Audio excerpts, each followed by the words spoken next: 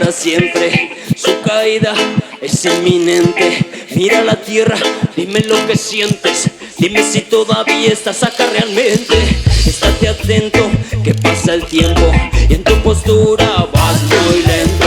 Si se cayera este sistema, con lo que sabes no creo que sobrevivirás. Oye, volver a la madre tierra que nos vio nacer. La tierra todo lo que necesites va a proveer. Y cuando en Babilonia no haya nada que comer, te acordarás de la madre tierra y tú querrás volver. Es tiempo de ser autosuficiente. No pretendas depender de otra gente, que para colmo les importas mientras compres. Solo te utilizan porque todo te lo venden. Y cuando caigan, ¿qué harás con tu dinero?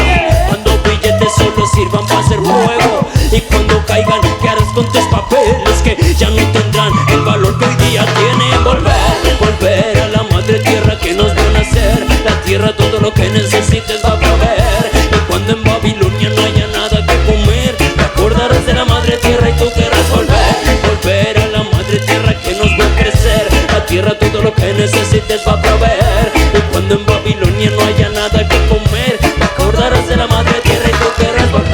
Regresa pronto a los conocimientos. La madre tierra espera tu reencuentro. Regresa pronto antes que sea tarde. Tú cultiva tu comida para alimentarte. ¿Acaso sabes sanar tu propio cuerpo? Dependes de doctores cuando estás enfermo.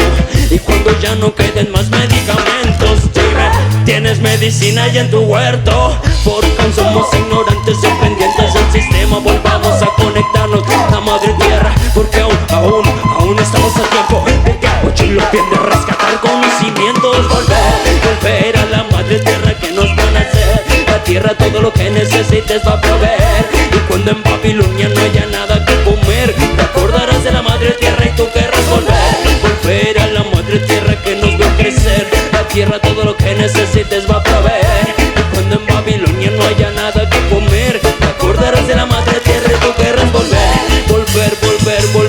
Hey, ven, volver a la madre tierra, volver. Óyelo bien, volver a la madre tierra, volver. Regresa pronto a la madre tierra. Regresa pronto, amigo, hermano.